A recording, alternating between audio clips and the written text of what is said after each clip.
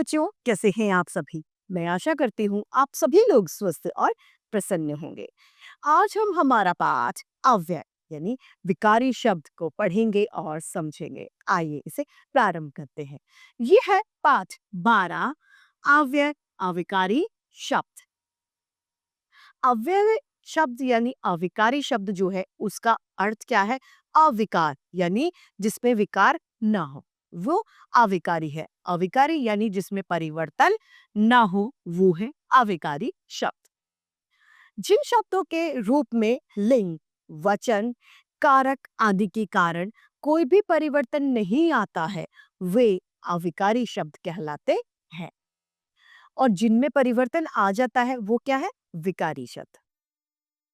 अव्यय के यानी अविकारी के 4 भेद होते हैं। पहला क्रिया विशेषण, संबंध बोधक, समुच्चय बोधक तथा विस्मया बोधक। सबसे पहले है हमारा क्रिया विशेषण। रीता जल्दी जल्दी नाश्ता कर रही है। स्कूल की बस कल छूटने वाली थी। बस सामने से जाने वाली थी कि ड्राइवर ने उसे देख लिया। वह रीता को रोककर बोला, थोड़ा जल्दी आया करो।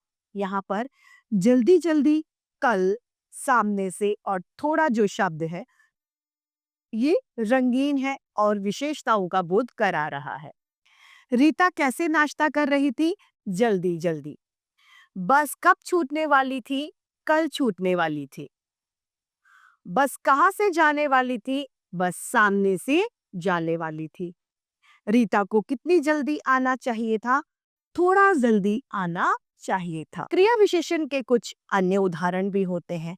सुबह, ऊपर, नीचे, शाम, कम तेज आदि ये सभी क्रिया विशेषण के उदाहरण हैं। क्रिया विशेषण बताने वाले शब्द ही क्रिया विशेषण कहलाते हैं, यानी क्रिया की विशेषताओं को ये बताते हैं। क्रिया की विशेषता बताने वाले शब्द क्रिया विशेषण है। क्रिया विशेषण के भेद।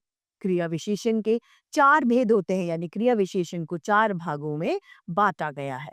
पहला है रीतिवाचक क्रिया विशेषण, दूसरा कालवाचक क्रिया विशेषण, तीसरा स्थानवाचक क्रिया विशेषण तथा चौथा परिमाणवाचक क्रिया विशेषण। 4 भागों में वर्गीकृत किया गया है। रीतिवाचक क्रिया विशेषण जिन शब्दों से क्रिया के होने या रीति का ढंग होने का पता चलता है वो रीतिवाचक क्रिया विशेषण कहलाते हैं।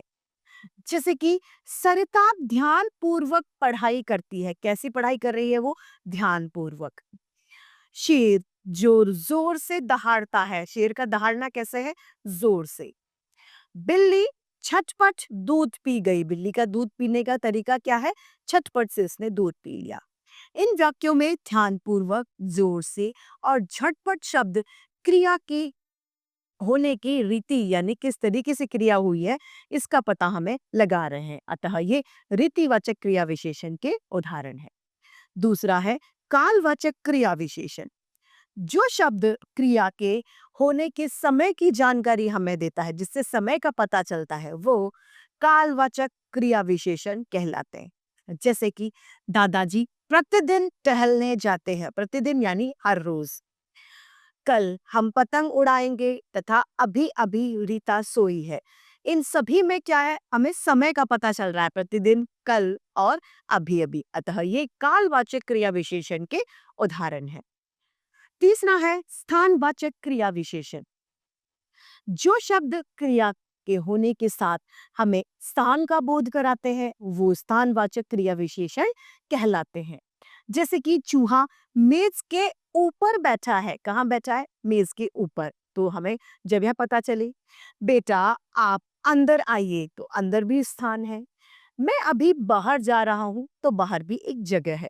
अतः इन वाक्यों में ऊपर, अंदर और बाहर स्थान सूचक शब्द हैं। अतः ये सभी स्थानवाचक क्रिया विशेषण के उदाहरण हैं।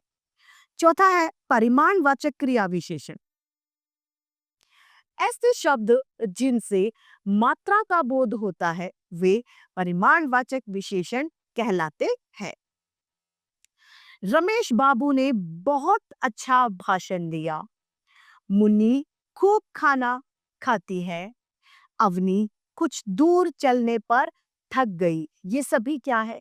बहुत, खूब और कुछ, ये क्रिया में मात्रा को दर्शा रहे हैं, मात्रा का हमें बोध करा रहे हैं। अतः ये सभी परिमाणवाचक क्रिया विशेषण के उदाहरण हैं।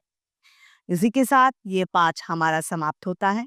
आइए इस पाठ के महत्वपूर्ण बिंदु के द्वारा हम इसे संक्षेप में दोहरा लेते हैं।